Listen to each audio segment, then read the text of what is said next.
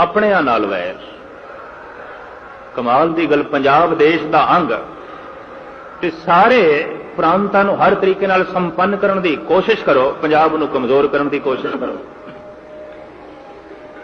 जे तुसी NSA भी लाओ तो बाकी प्रांतां दी सजा 1 साल दी, पंजाब दे 2 साल दी, इत्थे 2 साल दी। जिस जिस प्रांत तुसी डैम बनाओ उस प्रांत दे हवाले कर दो, पर इत्थे तुसी भाखड़ा बनाओ तो अपना ही कंट्रोल रखो, पंजाब नूं नहीं देना। ये क्यों दिता जाए?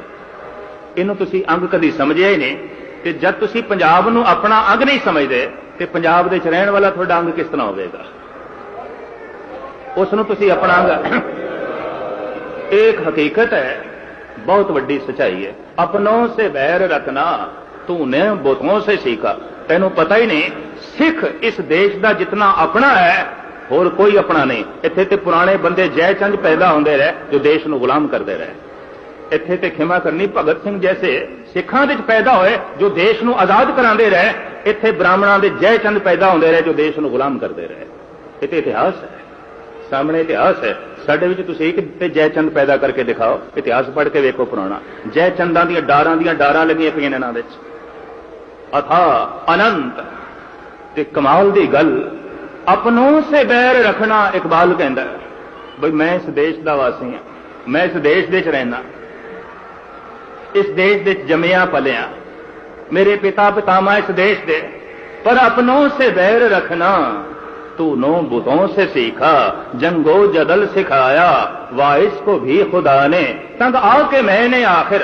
हुण ये शहर गुरु रामदास जी दा वसाया होया ना, ते कदम कदम दे उत्ते हर चौक दे उत्ते कुछ ऐसे आकार बनाए जान पत्थरां दे जिथों गुरु रामदास की झलक हर पासे मिले। शहर गुरु रामदास का, ते तुसी सारे शहर घूम फिलो, खिमा करने इस तरीके के अंकार बनाए गए ने जिहदे नाल गुरु रामदास जी नूं भुल जान, ये लोकी भुल जान।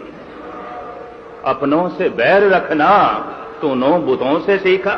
हद हो गई, इन्ना मुतसबपना, इन्नी तंग दिली जो मैं इस शहर में घूम फिर के देखदा। अपनों से बैर रखना तूने बुतों से सीखा, जंगो जदल सिखाया वाइस को भी खुदा ने, तंग आके मैंने आखिर दैरो हरम को छोड़ा, वाइस का वाज छोड़ा, छोड़े तेरे फसाने। गुरु तेग बहादुर साहब जी महाराज ने अपनी जान दे देते तिलक ते जनेऊ की खातर। ते तिलक धारी जनेऊ धारी कदी जो है सरेआम नहीं कहता कि मेरा जनेऊ बचे है गुरु तेग बहादुर साहब जी की मेहर का सदका, बख्शिश का सदका। कोई कहता वैरी हो गए। शीशगंज में एक दफा आग भी लाई गई थी। अपनों से बैर रखना तूने बुतों से सीखा, जंगो जदल सिखाया वाइस को भी खुदा ने, तंग आके मैंने आखिर दैरो हरम को छोड़ा, वाइस का वाज छोड़ा, छोड़े तेरे फसाने। 20-35 साल पहले इकबाल ने यह गल आखी है कि 600 साल पहले कबीर कहता है हमरा झगड़ा रहा न को, पंडित मूला छाड़े दो। भाव ये ब्राह्मण जे इकबाल दे टाइम इतना कठोर से ते कबीर दे वक्त भी इतना कठोर से, ते जे कबीर दे वक्त इतना कठोर से ते महात्मा बुद्ध दे वक्त भी इतना कठोर से। कभी उसने ब्राह्मणी निजाम नो मनन तो इनकार कर देता, आख्या नहीं ये कठोरता मैनू कबूल नहीं, ये मैनू जो है प्रवान नहीं। तो ब्राह्मणी निजाम दियां धज्जियां उड़ाइयां महात्मा बुद्ध ने। ते पता ब्राह्मण चूंकि कठोर ते से शस्त्र लेके आया, 12 लाख बौद्ध भिक्षु कतल कर दिते गए इस देश में ब्राह्मण के इशारे नाल, शंकराचार्य के इशारे। इतिहास पढ़ के ते देखो, ब्राह्मणी निजाम तो जद भी कोई बागी होया भी ये निजाम सानू प्रवान नहीं, ये ते पत्थर है, ये नाल ते जिहड़ा नेड़े आंदा उहदा सिर टुटदा। ये ते पत्थर है, पत्थर सानू कबूल नहीं। कोई जीवदा जागदा मनुख बैठना चाहिए, पत्थर क्यों बैठन? पत्थर ते देश नाल टकराणगे, देश नू चिकनाचूर करनगे। तो 12 लाख बौद्ध भिक्षु मौत के घाट उतार दिते गए ते बाकी बौद्ध भिक्षु भज गए।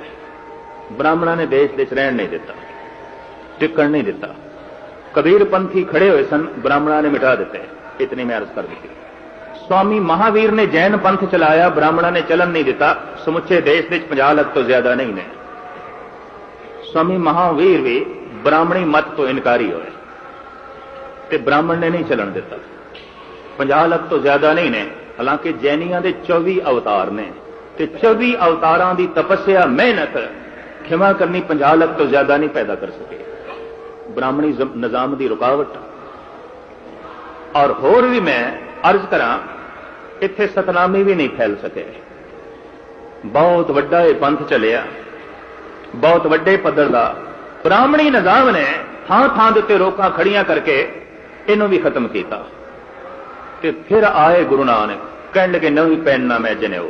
भावें सदियां तो परंपरा मेरी उम्मत दे यही है कि जनेऊ पहनते ने, पर मैं हुण इस परंपरा नूं तोड़दा, मैं नहीं जनेऊ पहनना। 9 साल दे गुरु नानक, हिल गया ब्राह्मणी समाज है।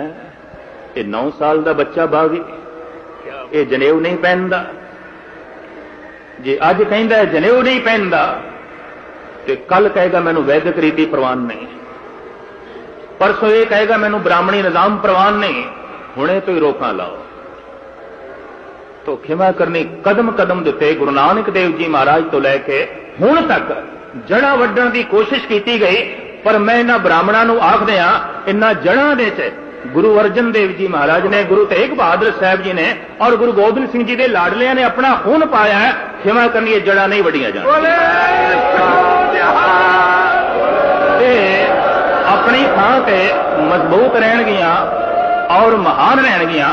जिथे तंग आके इकबाल ने आख्या, जिथे तंग आके कबीर ने कहा, और जिथे तंग आके गुरु नानक देव जी महाराज ने इतराज किया, इनकार किया, उत्थे तंग आके गुरु गोबिंद सिंह जी महाराज को कहना पिया मेरा ब्राह्मणी निजाम नाल कोई मतलब ही नहीं। क्षत्रिय को तो बामण को ना है, कह तप आवत हो जो करूं।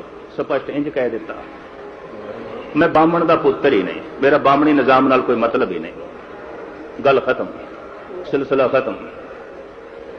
तो इतने वड्डे पदर दिते अवतारी पुरुषों ने, महात्मा बुद्ध ने, स्वामी महावीर ने, कबीर पंथियां ने और सतनामियां ने, तो फिर गुरु घर ने कोशिश की थी। और मैं अर्ज करा, वो निजाम जिहड़े खड़े हुए सन, सुधार कबीर पंथी, जैनी, बोधी, करीबन करीबन मिटा दिते गए इस देश दे।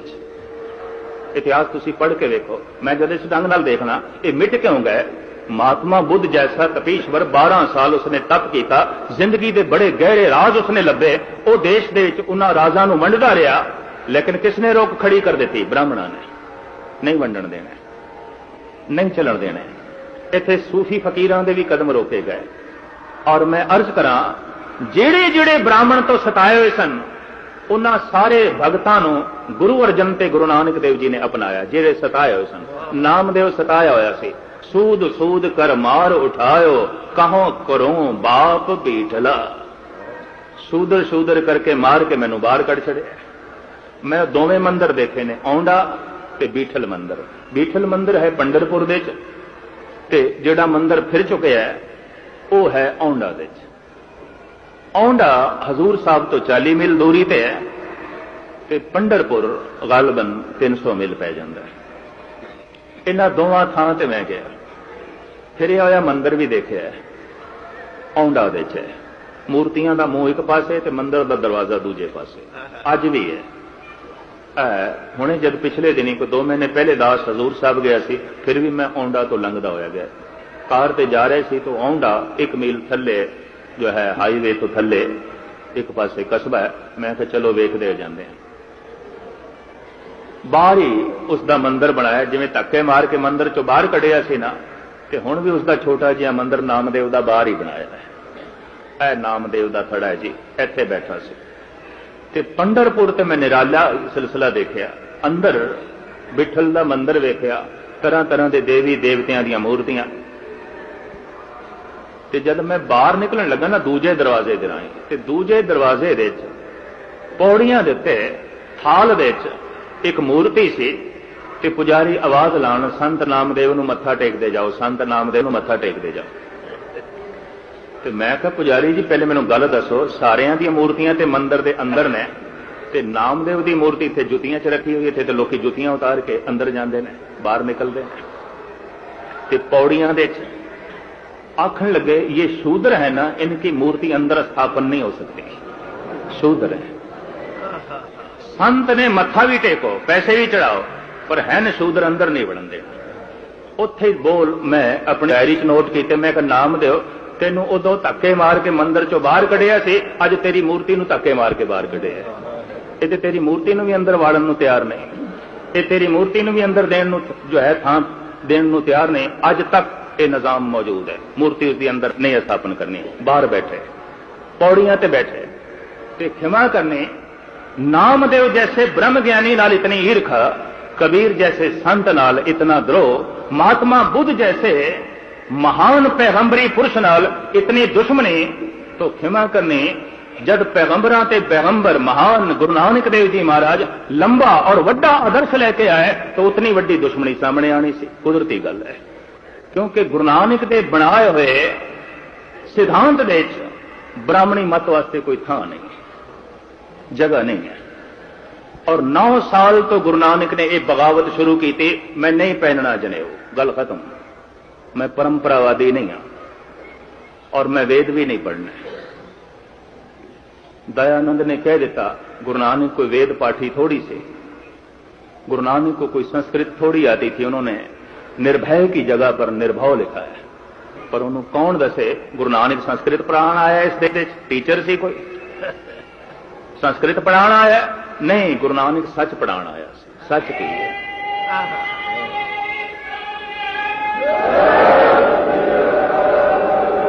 ये भाषा के अलग अलग भांडे ने, चाहे वो अरबी है, फारसी है, संस्कृत है, पंजाबी है, सिंधी है, बंगला है, मराठी है, ये तो भांडे ने। देखना तो यह भांडे दे भोजन की है, ये तो भांडे ने। भोजन छकण लई भांडे चाहिए ने। ये अरबी एक भांडा है, संस्कृत एक भांडा है, इंग्लिश एक भांडा है, पंजाबी एक भांडा है, और इसी तरीके नाले बर्तन है बंगाली, सिंधी, मराठी। सवाल तो यह है भांडे च है कि भांडा सोने का होवे ते भांडे दे च मिट्टी होवे ते भुख मिटेगी मिट्टी खा के? ते जे भांडा अगर मिट्टी का होवे ते ओदे 36 प्रकार का भोजन परोसिया होया होवे, खिमा करने छक के तृप्ति मिलेगी। और अवल तो मैं मनता ही नहीं कि कोई भांडा मिट्टी का है, सारे भांडे सोने दे ने, चाहे संस्कृत है तो चाहे फारसी है, चाहे अरबी है तो चाहे पंजाबी है, चाहे उर्दू है तो चाहे बंगला है, चाहे मराठी है, ये सब भांडे सोने दे ने।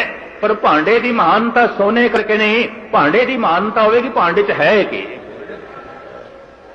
अगर भांडिया पखंड है, भांडिया झूठ पिया है, भांडिया वितकरे पे ने, भांडिया दुश्मनी पई है, इन्हां भांडिया की करिए? छक के क्या तृप्ति मिलेगी?